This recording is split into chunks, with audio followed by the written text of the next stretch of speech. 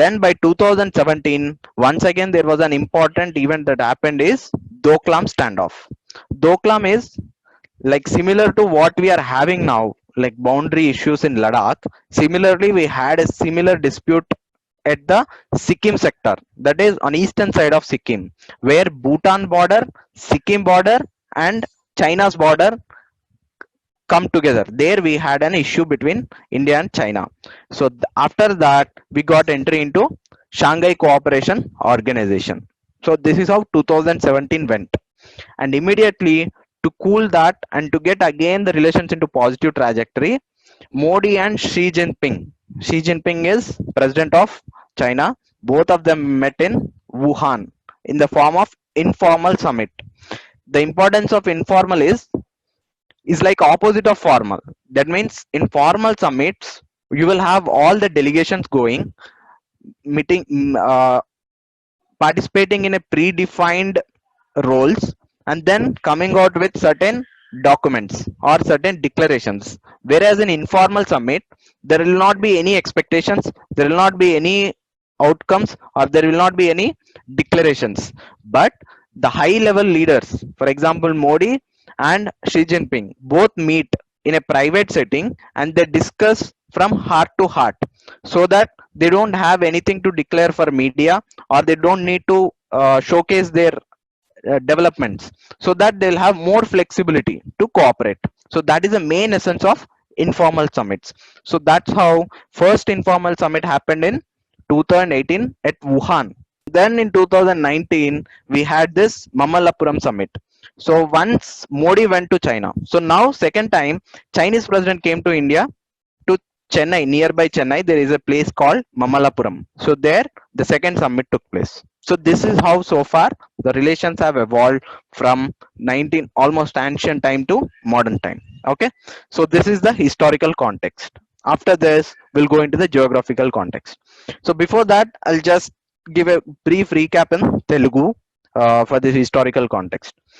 So ఇప్పుడు ఏంటంటే ఇంతకుముందు చెప్పినట్టు మన రిలేషన్స్ ని డిఫరెంట్ ఆస్పెక్ట్స్ లో చూస్తుంటాం, లైక్ హిస్టారికల్ గా, జియోగ్రఫికల్ గా, పొలిటికల్ గా and economical relations. So part of that హిస్టరీలో ఏం చూస్తామంటే మనకు అన్ని కంట్రీస్ తో లాగా కాకుండా చైనాతో చాలా యాన్షియంట్ సంబంధాలు ఉన్నాయన్నమాట. సో యాన్షియంట్ సంబంధాలు almost dates back to civilisation concept. ఆ సివిలైజేషన్స్ లో almost first establishment of contact ఎప్పుడైంది అంటే బుద్ధిజంతో అయింది. ఆల్మోస్ట్ మన క్రైస్ట్ ఎరా ముందు నుండే అయింది. ఆ తర్వాత మెనీ బుద్ధిస్ట్ మాంక్స్ అక్కడ నుండి చాలా మంది బుద్ధిజం గురించి ఇంకా ఎక్కువ తెలుసుకుందామని చెప్పి ఇండియాకి రావడం, ఇండియా చైనాతో సిల్క్ రూట్ అనే రోడ్ లో వ్యాపారం చేయడం, వీటి వల్ల ఇంకా ఎక్కువ క్లోజ్ కనెక్షన్స్ డెవలప్ అయినాయి. ఆ తర్వాత చోలా కింగ్డము, తర్వాత పల్లవా కింగ్డము, ఇవి ఎక్స్పాండ్ అయినప్పుడు ఇంకా కోఆపరేషన్ అనేది లేదా ఇంటరాక్షన్ అనేది ఇంకా ఎక్కువైంది.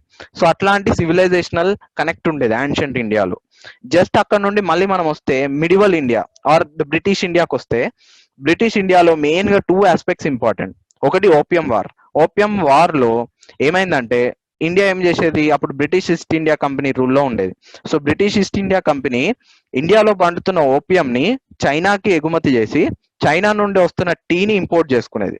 సో ఈ టైంలో వాళ్ళ ఓపియం కి నెగటివ్ గా ఉన్నారు, అంటే ఓపియం మాకొద్దు, మేము ఇంపోర్ట్ చేసుకోమని చైనా అంటే అప్పుడు యుద్ధం జరిగి ఆ యుద్ధంలో ఫైనల్ గా చైనా ఓడిపోయింది. So it gave Hong Kong to British. అట్లా ఓపియం వార్ కనెక్షన్ ఉంది. సిమిలర్ గా వరల్డ్ వార్ 2 తర్వాత చైనాలో కమ్యూనిస్టులు తర్వాత నేషనలిస్టులు అని ఇద్దరు వర్గాలు యుద్ధం జరుగుతుండే, సివిల్ వార్ లాగా. అప్పుడు ఈ నేషనలిస్ట్ అందరూ అండర్ చాంకై షేక్ అనే లీడర్ ఆధ్వర్యంలో ఓడిపోవడం వల్ల వాళ్ళందరూ తైవాన్ అనే పక్కనున్న చిన్న ఐలాండ్ కి వెళ్ళిపోయారు. సో అలా అక్కడ దాన్ని రిపబ్లిక్ ఆఫ్ చైనా అని పిలవడం స్టార్ట్ చేశారు. అదే మెయిన్ ల్యాండ్ లో ఉన్న కమ్యూనిస్టులు వాళ్ళ కంట్రీని పీపుల్స్ రిపబ్లిక్ ఆఫ్ చైనా అని పిలవడం స్టార్ట్ చేశారు. సో అట్లా ఈ డిస్ప్యూట్ స్టార్ట్ అయింది రెండిటికి, దేనికి, చైనాకి తైవాన్కి. సో అది బ్రిటిష్ ఇండియా. బ్రిటిష్ ఇండియా తర్వాత ఇండిపెండెన్స్ తర్వాత ఇనిషియల్ గా ఇండియా చైనా రిలేషన్స్ చాలా బాగుండేవి. అట్లీస్ట్ 10 years వరకు, 1949 నుండి 1959 వరకు చాలా బాగుండేవి.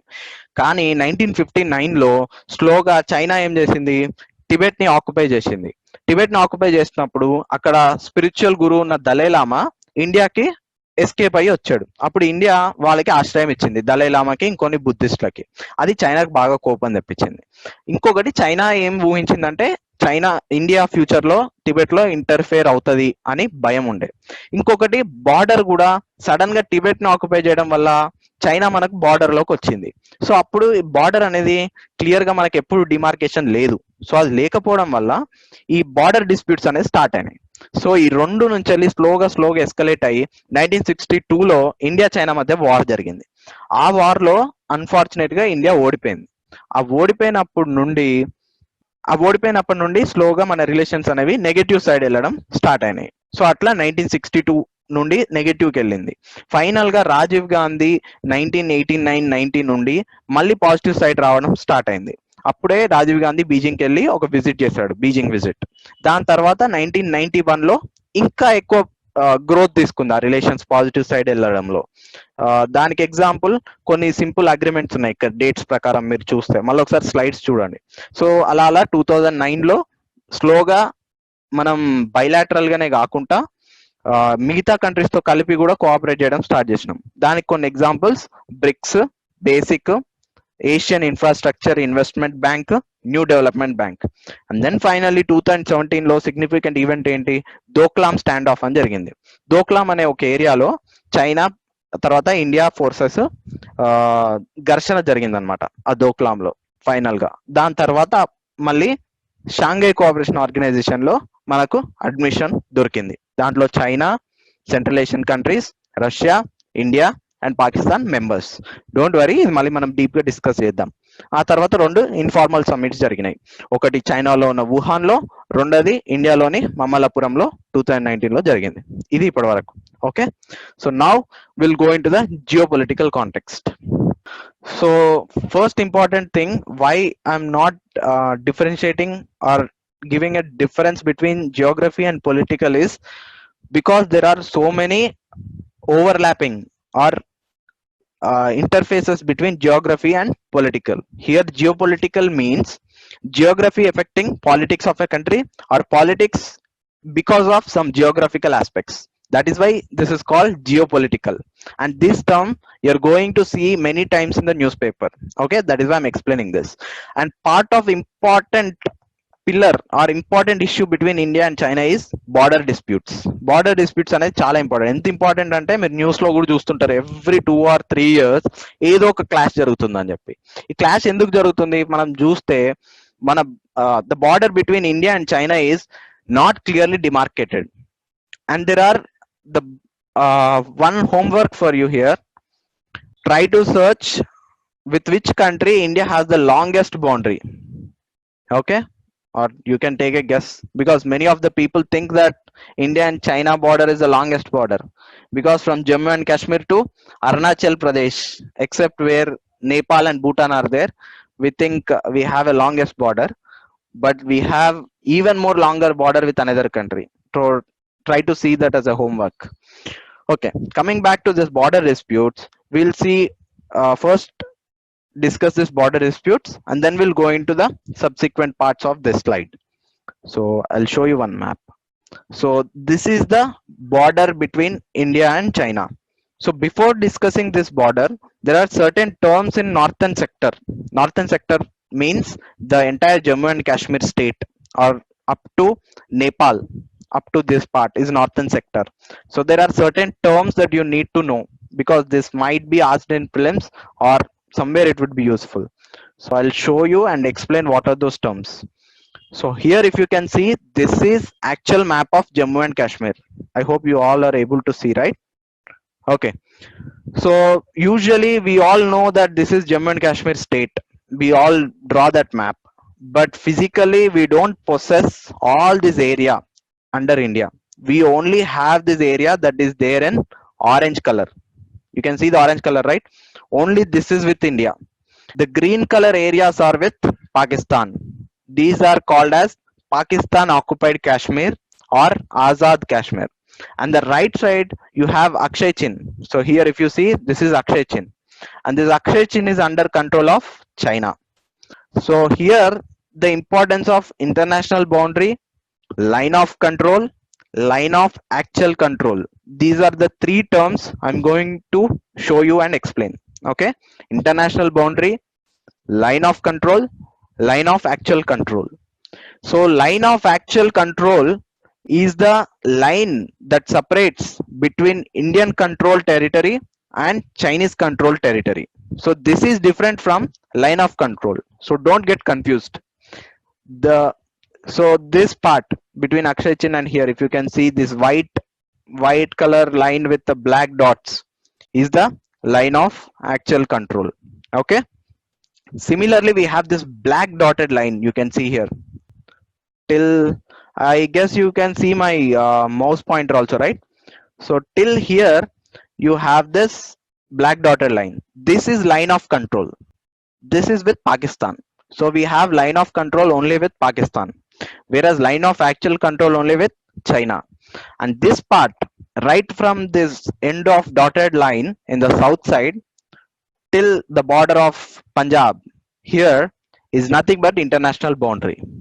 When we say international boundary, the boundary that is accepted by both countries, or is also called as working boundary, but majorly it is considered as international boundary. Similarly, ikkada Punjab, inka Rajasthan, all these sectors are international boundary. Okay, so now I guess you are having some clarity with respect to this terms. So coming back to India and China border disputes. So here if you see, the entire border of India and China is divided into three main sectors. One is western sector, the western part of Jammu and Kashmir, that is Ladakh and Akshay Chin, that are forms part of western sector. Similarly, we have central sector.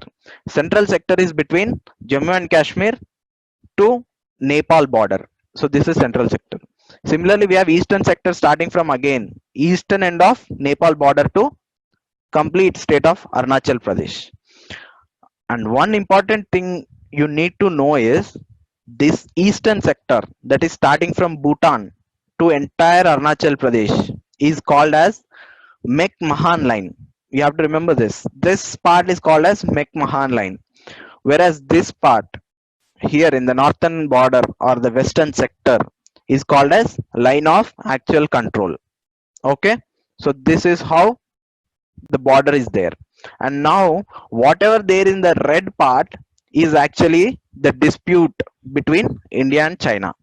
What are the disputes, we'll see. Okay, in the western sector, primarily what India claims is all this part. Even Akshay Chin, India says, is traditionally part of India and it will be part of India. So this is Akshay Chin, but right now it is under control of China. So this is one dispute. Whereas to opposite to this, in Arunachal Pradesh, this entire Arunachal Pradesh, or at least the northern part of Arunachal Pradesh, is completely under control of India. But China claims this as southern Tibet. Southern Tibet. Once again, I'll tell you. So here, if you see, this is Tibet part of China. So here, if you see, this is China. Okay. So this part is Tibet. And you have to see, this is just above Jammu and Kashmir. On the above the head of Jammu and Kashmir is Xinjiang province of China, and below that is Tibet. So what China says is the Arunachal Pradesh it claims as southern Tibet. So here it is a dispute. So here it is under control of India, and India says it is part of India. Whereas here India claims Akshay Chin as part of it, but it is under control of China. Okay. Now coming back to here, similarly we have some disputes in the central sector also, where this red line is. Also here at this junction of Bhutan, this is Sikkim state. Okay, this horn like edge is Sikkim state, where Bhutan Sikkim converges. There also we have a small dispute. That is where the Doklam incident happened. So now these three things are clear for you, right? So I'll just explain the same thing in Telugu in a very brief in 1 or 2 minutes. Okay. So China India border chuste mana main ga it is almost 3488 kilometers border. Kani it is not the longest border between India and its neighbors.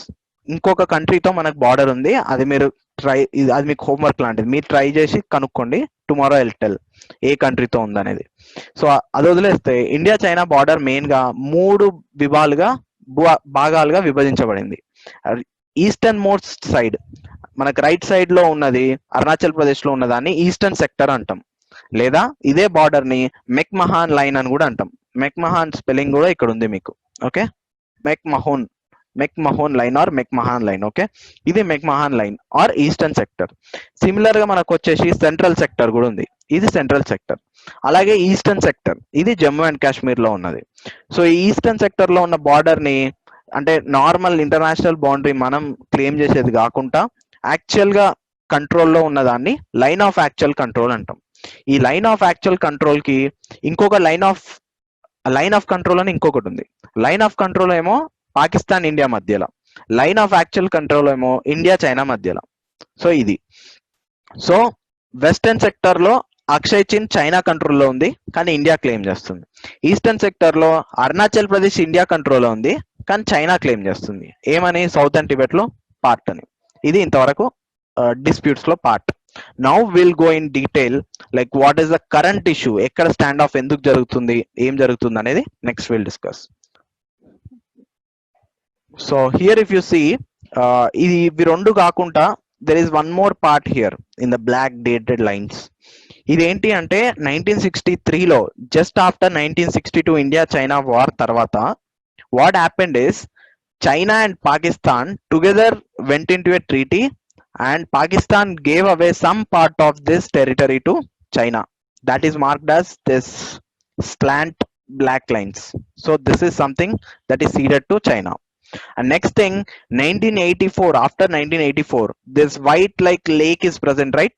This lake is called as Siachen Glacier. Okay. This glacier is under right now control of India because India acted fast before Pakistan. So from 1984, this is part of India now. So now, if you see, there are two important aspects. Here, you can see a blue lake here, just on the right side. I guess you can see my mouse pointer, right? This is called Pangong Tso Lake. Pangong Tso. Pangong TSO, Pangong Tso Lake. This lake is very important. I guess most of you have seen this lake in many movies. For example, have you seen this Three Idiots movie? The last scene was shot in this lake itself. So you can see some images also in Three Idiots, Jab Tak Hai Jaan. Many movies have pictured here. So the problem with Pangong Tso Lake is the western part or the northern part of lake is under control of India, whereas eastern part of the lake is under control of China. That is only 30%, almost 30% of lake is under Indian control, whereas 70% is under China's control. And here usually boat patrols takes place, and usually here also the line is not clearly demarcated. So because of that, there are constant this thing standoffs between India and China here in Pangong Tso Lake. Similarly, we have this Shok River. You can see here Shok River, right? And this is Indus River. This is the tributary of Indus. Okay. Just beside this Shok River, there is another river called Galwan River.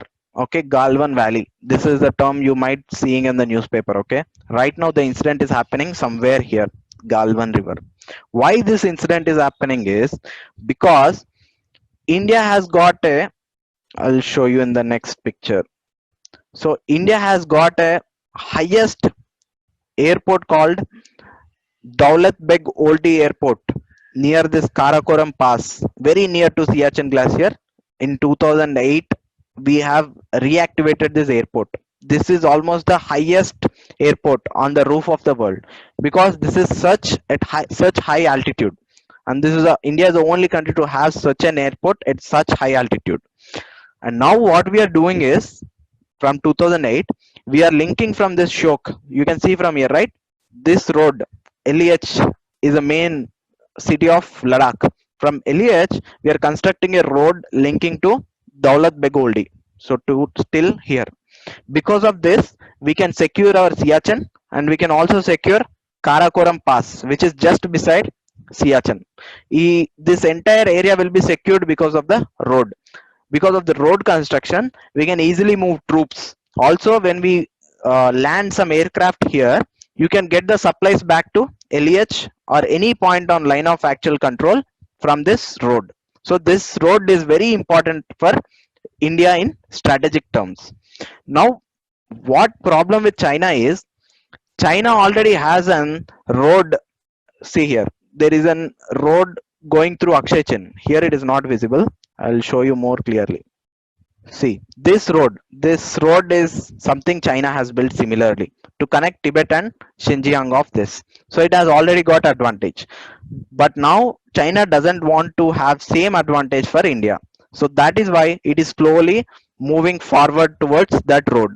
And that road is still being built. It is not completed.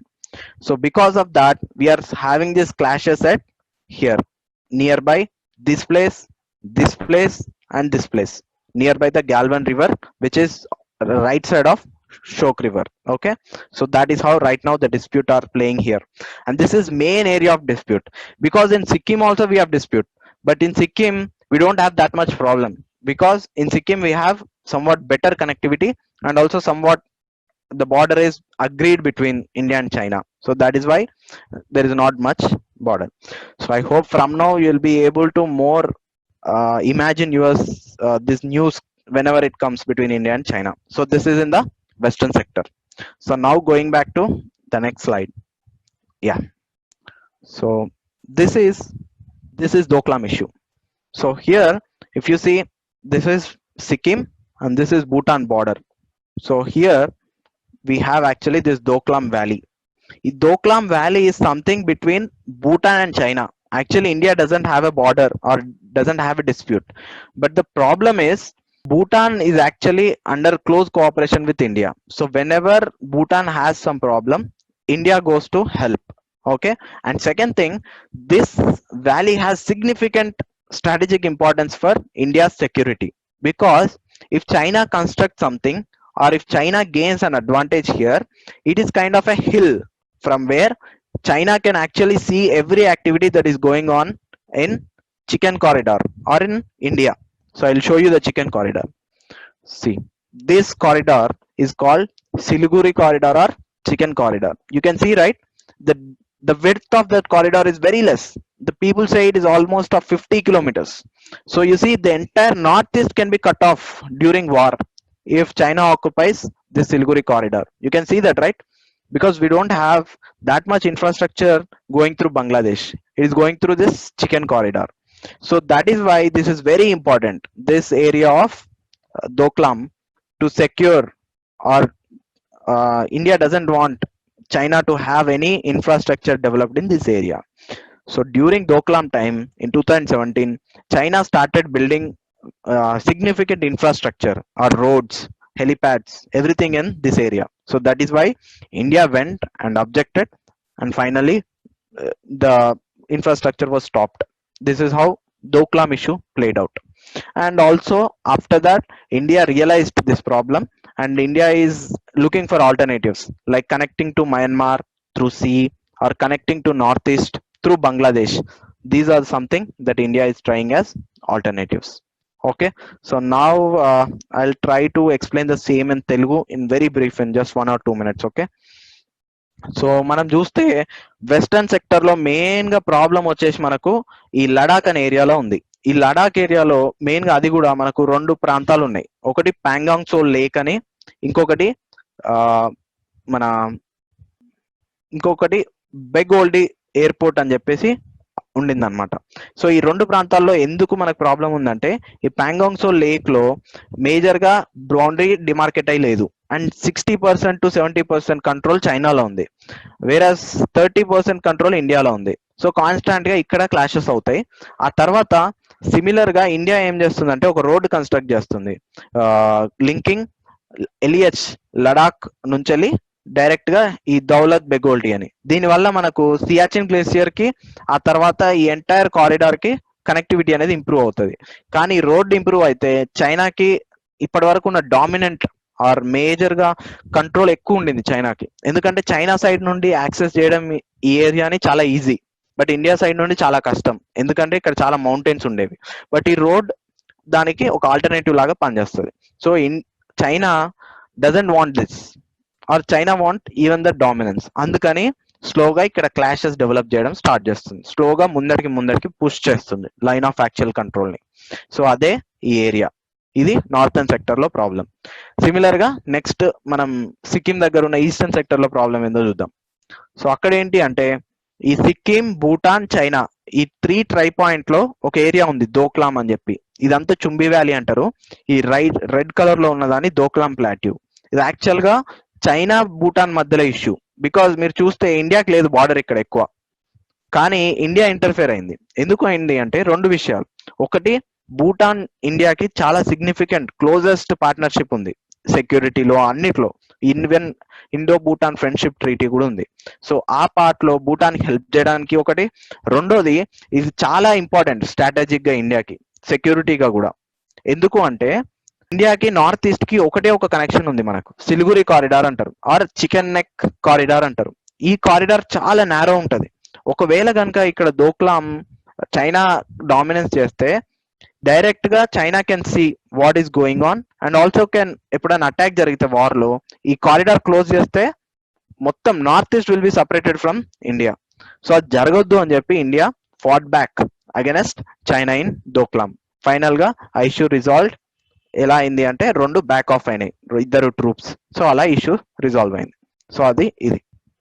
So now ఇదంతా అర్థమైపోయింది కదా. So border లో, so now will go back to this border disputes. Okay, so if you can see here, ఈ border disputes లో ఏంటి main గా 3488 kilometres border 3 sectors లో ఉంది. Okay, eastern sector Arunachal Pradesh dispute మనకు అందరికి తెలుసు. అరుణాచల్ ప్రదేశ్ మన కంట్రోల్లో ఉన్న మన స్టేట్ అయినా కూడా even now China doesn't recognize it as completely sovereign state of India ఒకటి. బట్ మనం మాత్రం వన్ చైనా పాలసీ అని చెప్పి తైవాన్ ని రికగ్నైజ్ చేయాలి, అన్ని రికగ్నైజ్ చేయాలి, హాంకాంగ్ ని అన్నిటిని. బట్ చైనా చేయట్లేదు. సో స్లోగా ఇక్కడ ఒక డిస్ప్యూట్ స్టార్ట్ అవుతుంది. ఓకే, అరుణాచల్ ప్రదేశ్. సిమిలర్ గా మనం సిక్కిం లో చూసాం, వీ హ్యావ్ దిస్ దోక్లాం ఇష్యూ, అది సెంట్రల్ సెక్టర్ లో వస్తుంది. ఆర్ అది తర్వాత జమ్మూ అండ్ కాశ్మీర్ లో మనం మెయిన్ గా చూసాం, రైట్ సైడ్ లో ఆ లేక్ నుండి ప్యాంగాంగ్ సో లేక్ నుండి కారకోరం పాస్ వరకు ఎలా స్లోగా ఎల్ఏసి దగ్గర డిస్ప్యూట్స్ జరుగుతున్నాయి అనేది. ఓకే, సో ఇవి కామన్ బార్డర్ డిస్ప్యూట్స్. సో దీని మూడింటి నుండి మనము నేర్చుకుంది ఏంటంటే ఈ డిస్ప్యూట్స్ ఫ్రమ్ 1962 నుండి బేసిక్ గా డిస్ప్యూట్స్ ని మేనేజ్ చేయడం ఫస్ట్ ఆఫ్ ఆల్. అంటే ఎందుకంటే ఇద్దరు బార్డర్ క్లెయిమ్స్ డిఫరెంట్ గా ఉన్నాయి. India claims Akshay Chand and China claims Arunachal Pradesh. So complete అది కూడా చాలా ఎక్కువ ఏరియా. సో అందుకని boundary, if you want to establish clear boundary, it is going to take very long time. So meanwhile governments propose that we will clearly demarcate line of actual control and establish peace there. And one of the beautiful thing, you know, India and China, despite having this much disputes in border or not having clear demarcation, there was not a single shot or single bullet was fired from around 1980. Whereas with Pakistan, we went almost 3 or 4 wars with Pakistan. So that is the beauty. Because China at least doesn't engage in terrorism activities, whereas Pakistan does by infiltration. So that is another issue. So I'm telling you what is the importance of dispute. So now from 1993, we have several mechanisms. Like, for example, maintenance of peace and tranquility. Here, tranquility means not having disputes or having kind of smoothness in the border. So we have come into an agreement of maintaining that peace along the LAC. Okay, and then in 1996 again we made a positive step called CBM. CBM stands for confidence building measures. Confidence building measures. So confidence building measures ante enti ante, what we do is we take the other party into confidence of us. That is by exercising together. అంటే for example LAC దగ్గర India military ఉంది, China military ఉంది. For example friendly exercises చేశారు, sports activities చేశారు, or important national occasions లో sweets exchange చేశారు. So this is how what will you do, you imbibe friendship spirit. So that's how you build confidence, so that escalations will be very less. So that is how confidence building measures have first come into picture in 1996. Similarly in 2005, how to operationalize this, how to practically implement this confidence building measures, because we don't have clear perception. We claim something some 10 kilometers beyond as ours in LAC also, and they see different LAC, and we go on patrol, they also come in patrol, and we inevitably go for a clash. So how to avoid that? So practical implementation part was again finalized in 2005. After that, significant achievement was made in 2012. 2012 law, what we did is we established a working mechanism to demarcate and agree on a common border between India and China to permanently solve this boundary disputes, and those talks are still going on. And right now, I guess even in 2019 also, there were a boundary talks, special representative boundary talks between NSA of India Ajit Doval and Foreign Minister of China Wang Yi. So they have taken place under the mechanism of 2012. So that is how these mechanisms came in or developed. Okay, so now this is about border disputes, and border disputes is very important. And one more thing, you might get a curious question of why India and China doesn't resolve this much important border disputes. Because if India and China agree and clearly demarcate the border, there is significant amount of cooperation. And this India done with Bangladesh, India done with Bhutan, India done with other country. Similarly, China done with even worst of these borders with all the Central Asian countries and also with Russia. Why not India and China doesn't resolve this? Try to question yourself like this, because there is significant geopolitical aspect to this. What is that is, India imagines that right now the power gap between India and China is very large. Like Chinese economy, as I said, is almost 5 times of India, and Chinese defense expenditure is 3 times of India. So do you think now if India and China goes to a table, will both play on an equal level? They might not be, because China is more powerful. It might put a pressure. Similarly, what China thinks is, if I agree right now, it will be, right now the difference is very less, but if I give some time to future, the difference might, right now it is only 5 times and 3 times, but future there might be even more increase in power. So that time if I settle, I can settle for a better terms. So that is how both powers visualize this, and they keep on pending. That is one aspect. Second thing, imagine you all been taught to draw the border map of India.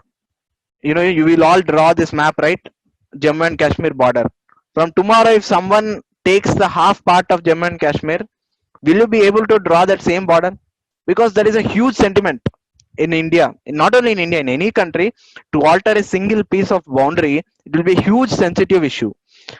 And without having close cooperation with China or not treating China as a friend, do you think Indian population or Indian people accept that changing of border? No, and no political party will try to do that. So that's sensitive it is. So those are the two things that you have to see why these boundary disputes are not being settled. But in way forward, you always have to suggest that boundary disputes is one of the core challenge for India-China relations. So if you resolve that, the relations can go much better. So that is border disputes. Okay. So now we'll see other disputes what we have with China in geopolitical context. So here you go. Another important thing is this Brahmaputra and Indus water river sharing. There is a concept of upper riparian state and uh, down or bottom riparian state in geography of water sharing. Upper riparian means the state that controls or the state from where the river originates. That is upper riparian. Similarly, the lower riparian is where the river enters into the second nation from source to the other country. That is lower riparian. Here, if you see Brahmaputra river actually is called as, here you can see Yarlung Tsangpo in China. So this river originates in Lake Manas Sarovar. This is very important from prelims of geography also. Here there is a lake called Manas Sarovar. You all know, right? We Indians, especially Hindus, have a tradition of Manas Sarovar Yatra, going from India to Manas Sarovar, that is there in China.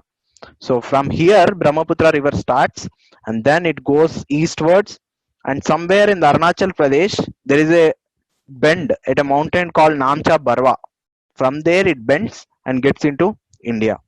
Once it leaves Assam and enters into Bangladesh, it is called as uh, Pamba River. Okay, and then it joins the Ganga from here and flows into Bay of Bengal. And this river is very important for certain reasons for India. Why? First thing, Brahmaputra River flows from Himalayas from very top mountains into a valley in Assam and Arunachal Pradesh. And the speed of the river is very huge, so much so huge that after coming to Assam plains, when the river enters into plains from such a height of Himalayas, the river suddenly widens. Okay, and when it widens, the entire area will be flooded. That is the reason why every year we'll have floods in Assam, because in summer the snow in glaciers and in mountains melts and adds to Brahmaputra river. And apart from that, monsoon also adds rains in northeast. So because of this, suddenly there will be outburst in this area. So that is why Assam floods will happen in this area. Why I'm discussing this Assam floods, I'll explain in a little while of time. Okay, so because of this, there will be huge destruction in Assam and almost the major part of northeast. So now, to have any estimate for India to know when this sudden increase in river flow happens in Brahmaputra can be known only when upper riparian state China shares this information. Earlier it used to be Tibet and we have friendly agreements. So what happens is, if China doesn't share that data that when this river flow is increasing or when the floods are happening or when the snow melt is happening at rapid pace, suddenly there will be outburst of floods. You know, if you are not prepared, that when floods are, if you are not going to know in beforehand that floods are going to happen, what will happen? The entire people who live in nearby areas of this river will get flooded. So that is one important aspect. So if there are certain disputes, China keeps pressure on India by not sharing the water data or the river flow data. That is one aspect. Second thing, China is also constructing recently some dams in this southern Tibet on the Brahmaputra river and trying to take this water to upward. Mana like Telangana doing this Kaleshwaram lift irrigation project laga. Just imagine. See, because this is mountain area, usually it is not possible to lift some water from down to up. But China is still trying to do that. It is diverting this water from Brahmaputra to dry areas of western China. So once that does it, what happens? Suddenly the inflow will to the Brahmaputra river will happen, it will decrease. So once that decrease, this entire population of northeast and also lower Bangladesh both will be affected. So this is another important problem. One example of this problem is in around 2017-18, there is a constant news that this entire Brahmaputra river became black, completely blackish, affecting the entire ecosystem, because there are important national parks like Kaziranga National Park, Namdafa, and all in this area. So once it becomes black, the entire ecosystem will get affected, not only just the people depending on this river. And why this happened, there were certain mining activities and blasting in the southern Tibet by China. Because of that, this blackening happened. And we didn't know anything about that information, what is happening in upper area. This is one example how the river sharing is very important between India and China. So this is another important area of contention between India and China. Now it might not be seemed as that significant, but combining this with climate change, you all know, right? If climate change is going to have a significant impact, it is going to have very much impact on this Himalayas called third pole. Do you all know that we have two poles, North Pole and South Pole? And the Himalayas usually is called as third pole. Why third pole?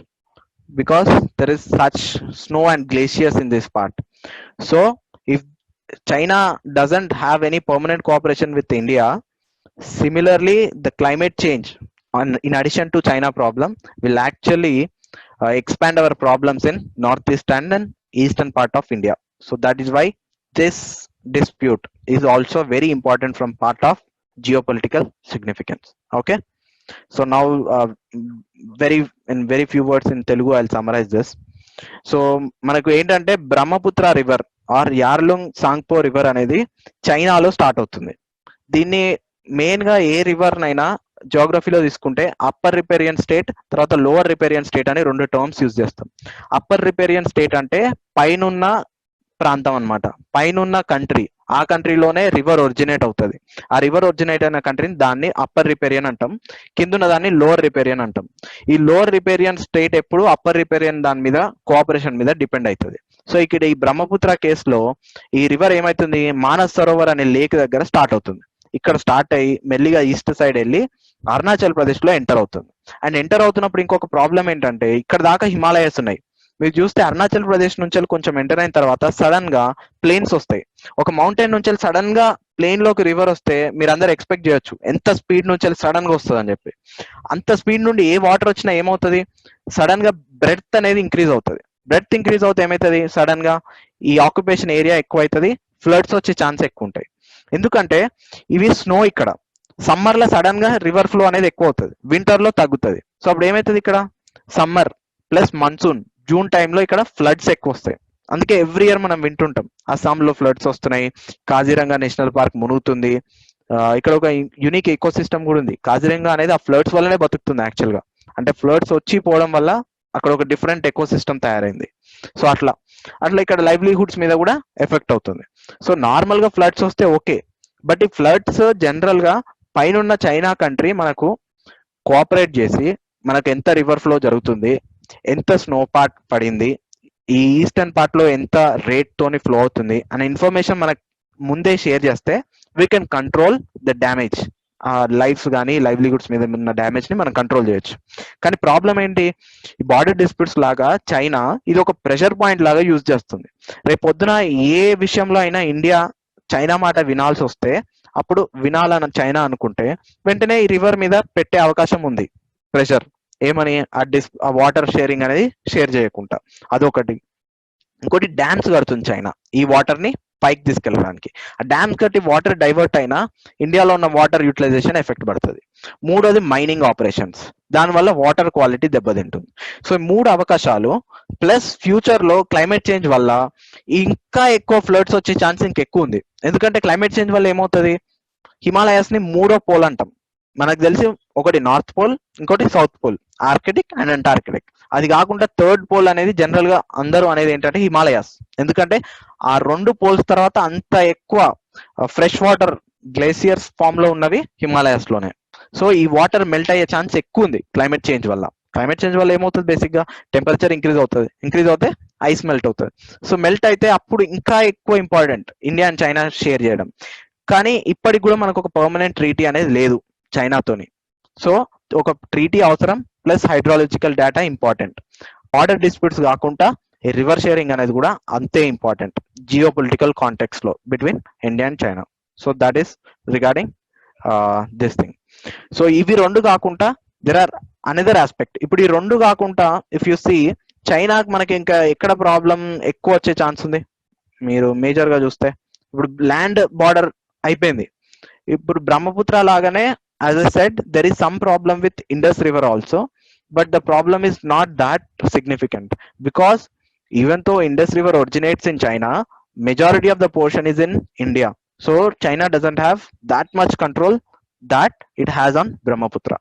So leaving this Brahmaputra river sharing and border disputes on the land side, what is the next area we have in geopolitics? That is ocean. So here it is China. We don't have a common ocean boundary, but there is significant straits through which all the communication passes. So if you see this area between Malaysia, Singapore, and this island is Indonesia, this area is called Malacca Strait. This is the narrowest strait, and this is very important because all the traffic to China and East Asia has to go through this Malacca Strait. So now what China is doing is it has realized that this strait is very important, so it is trying to expand its navy to Indian Ocean. So this is Indian Ocean surrounded by India completely on all sides, and India has significant control here. So as China is expanding into Indian Ocean, we again have similar problems in Indian Ocean and also here in this area in South China Sea also. That we'll discuss now. Okay. So before discussing that, this problem gets more important from another project of China called Belt and Road Initiative. So first we'll discuss that, then we'll go into this South China dispute and Indian Ocean thing. Okay. So China has proposed late in 2012 a project called Belt and Road Initiative, also called as Silk Road. So part of that, what is China is doing is it is trying to uh, revive the ancient Silk Route between China and Eastern Europe, Africa, Indian Ocean, and South Asia. Okay, what it is doing is this red color line is land border. That is, it is establishing land infrastructure through land, road, and railways. It is developing, connecting China to all the Central Asian countries, from there to Iran, and from here slowly to Turkey, and from there to Europe and Russia, from there to even UK, even France, and from there to UK also. Similarly, this blue line is called the maritime route because it is a naval route. So here also what it is doing is it is connecting the eastern part of China to Southeast Asia, that is ASEAN. This part is called ASEAN. So from here through ASEAN to Sri Lanka, and then it proposed to Kolkata, but right now we didn't accept it. So from Sri Lanka and then slowly to Africa, and then from here we have Suez Canal. So from through Suez Canal again it is connecting to Europe. So this is how it is connecting, and this Belt and Road Initiative has significant outcomes. అంటే చాలా there are significant aspects in this. See, economically China is going to gain a lot because China, we already know, is factory of world. It is called factory of world because it manufactures everything you name it. So to mainly export this to all other countries, it needs better infrastructure. So that is why these connections. Also, in future, suppose US China war happens and US occupies this naval area, even then China can export through land corridor. So that is how it is trying to project influence. That is economic aspect. Similarly, in naval aspect also it wants to dominate. That is economy. Next thing, strategic aspect. Strategically, it can develop this infrastructure and have bases and ports here in these countries. For example, I will give you 3 4 examples. Okay. What China did, the famous term they use called debt trap diplomacy. Debt trap diplomacy. What they do is China developed a port in Sri Lanka called Hambantota port, and after developing the port, Sri Lanka was unable to repay the amount that was invested by China. So what China did is it asked to give the control of Hambantota on a lease to China. So Sri Lanka gave that Hambantota port, the entire land, to China for 99 years lease. So imagine now. So now China indirectly has a base in Sri Lanka. So now how it easy for China to control this Malacca Strait? Because I said Malacca Strait is very important choke point because it is very narrow, and also from here it can even control India also from here. So that is how it is trying to establish bases through Belt and Road Initiative. This is the strategic dimension. Apart from Hambantota, similarly it has a project in Myanmar. Okay, also it has a project in Malaysia. Similarly in there is China has a direct base in a country called Djibouti base. So right now, very recently, last year, Italy joined this BRI project. Because of that, now it has a connection to even Europe also. So that's how China is expanding. Okay. So this is BRI. One of the important part of BRI is CPEC corridor. Okay. CPEC, China Pakistan Economic Corridor. This is very important. We have main problem with CPEC only, not the entire BRI. We have problem with BRI also, but the main problem is with CPEC. CPEC stands for China Pakistan Economic Corridor. Yes. So this is that corridor. Now you can see China is linking this Kashgar to Gwadar. Okay, so the problem for India of this project is, if it has directly, if this project or highway goes through Pakistan, India would not have objected. But you can see from where it is going. It is going through this Pakistan occupied Kashmir. I told you, this part of the Kashmir is under Pakistan occupation, and Pakistan has granted permission for China to develop this highway. So now what happens? One is, you are violating the territorial integrity of a nation. That is, it is violating India's sovereignty and territorial integrity. Okay, that is one thing. Second thing, now you imagine if it has a highway, tomorrow if there is any war between India and Pakistan, won't Pakistan use this highway? Or if India and China has a war or any pressure, can't China use this? Because any highway will not be only for trade or economic terms, it will also be for other purposes also. So that is important concern of India. That is one thing. Second thing, you can see there is a port called Gwadar. So if you see Gwadar, I'll show you in maps, it is even more clear from here. So this is here somewhere on the west side of Karachi, there is Gwadar port, and you can see where is Mumbai port, here, or Gujarat coast. So from here, if China has access to this Gwadar, how easy it will be for China to attack or even watch the activities of India here. It is very near. So strategically also it is very problem for us from here, from the Gwadar. So that is another problem of China Pakistan economic corridor. And this is my in Myanmar, as we discussed, CPEC. Okay, so this is in China on the west side of India. Similarly, on the east side of India, this is Myanmar. I'll show you first India map. So you all can see this Myanmar part, right? This is Myanmar. This is on the eastern side of Myanmar. So another important feature of CPEC is, see, right now for China to have any oil imports or trade, how the ship has to go? It has to go from Saudi, because oil is produced here. From here it has to go all the way from Sri Lanka and then to Malacca Straits, and from here to, and then China on the east side. But if there is CPEC, what happens? Even if there is a war on the east side or this trade is closed, it can directly go through from Gwadar and then CPEC and then directly into China. So that is another importance of this. Also similar to this, another alternative, it is planning to develop through Myanmar, because this is also China border. Okay, so from China through Myanmar, it is developing another port in Myanmar. See, from here also it will have access to Bay of Bengal. From Gwadar, it will have access to Arabian Sea. So on both sides, China is trying to have an outlet directly into Indian Ocean.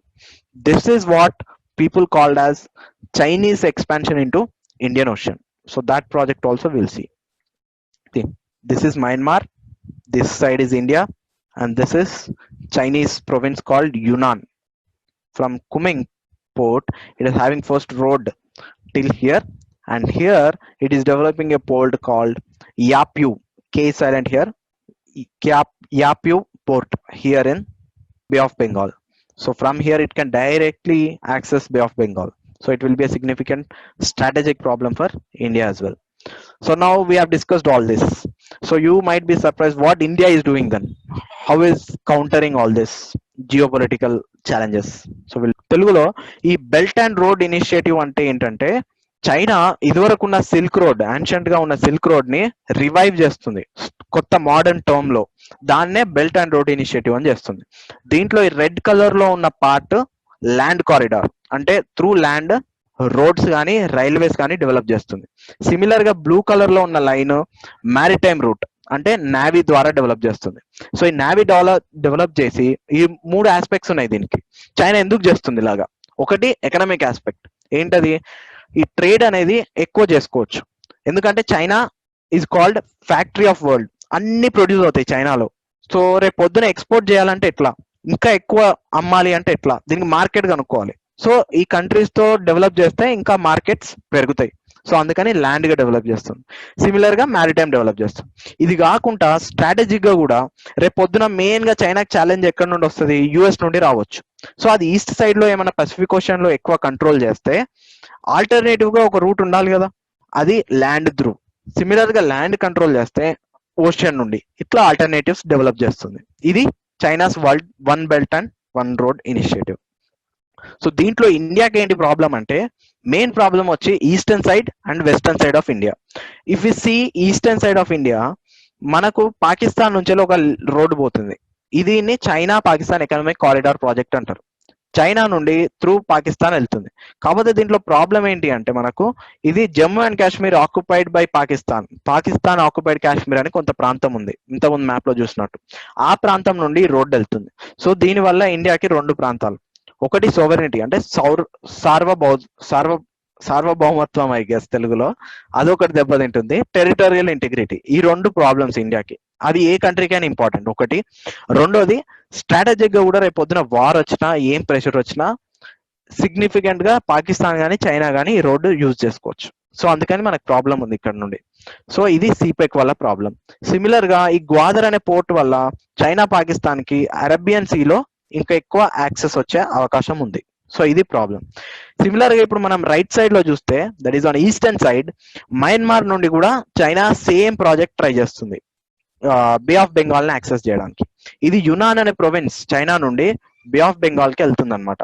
So ఈ యాప్యూ అనే island దగ్గర project develop చేస్తుంది. So develop చేసి రేపు పొద్దున బే of Bengal కి ఇటు side రెండు యాక్సెస్ చేస్తుంది. సో దీనివల్ల చైనాకి ఏంటి అడ్వాంటేజ్ అంటే, ఒకటి స్ట్రాటజిక్ గా ఇండియన్ ఓషన్ ని కంట్రోల్ చేయొచ్చు. రెండోది అది కాకుండా చైనాకి మెయిన్ గా ప్రాబ్లం వచ్చేది ఫ్యూచర్ లో ఇక్కడ ఈ మలక్కా స్ట్రేట్ అని చెప్పాము ఇంతసేపు. అది ఈ సింగపూర్ ఇండోనేషియా మధ్యలో ఉంది కదా నారో కారిడార్. ఇప్పుడు మనం ఇక్కడ చూస్తే 1 సెకండ్, ఇది మలక్కా స్ట్రేట్. ఈ మలక్కా స్ట్రేట్ నుండి షిప్స్ పాస్ అయ్యేటప్పుడు ఈ కంట్రీస్ ఏవైనా కానీ షట్ డౌన్ చేసినా, లేదా ఇండియా కానీ యుఎస్ కానీ కంట్రోల్ చేసినా, కంప్లీట్ చైనీస్ ఎకనమీ దెబ్బతీయొచ్చు. సో దీనికి ఆల్టర్నేటివ్ గా చైనా ఏం చేస్తుందంటే, మయన్మార్ నుండి ఈ ప్రాజెక్టు, పాకిస్తాన్ నుండి సిపెక్ ప్రాజెక్ట్ రెండు విజువలైజ్ చేస్తుంది. సో ఇది ఈ సిపెక్ ప్రాజెక్ట్. ఇట్లా చైనా ఇంకొకటి ఏం చేస్తుంది, ఈ బెల్ట్ అండ్ రోడ్ ఇనిషియేటివ్ ద్వారా అన్ని కంట్రీస్ లో బేసెస్ ఏర్పాటు చేస్తుంది, అంటే ప్లేసెస్ ని ఆక్యుపై చేస్తుంది through a concept called debt trap diplomacy. దానికి మెయిన్ ఎగ్జాంపుల్ హంబన్ టోటాలో చైనా ఒక పోర్ట్ ని డెవలప్ చేసింది. ఆ తర్వాత శ్రీలంక డబ్బులు పే చేయలేకపోతే 99 years లీజ్ కింద కంప్లీట్ గా దాని కంట్రోల్ తీసుకుంది. సో సిమిలర్ గా అట్లా ఎక్స్పాండ్ చేస్తుంది.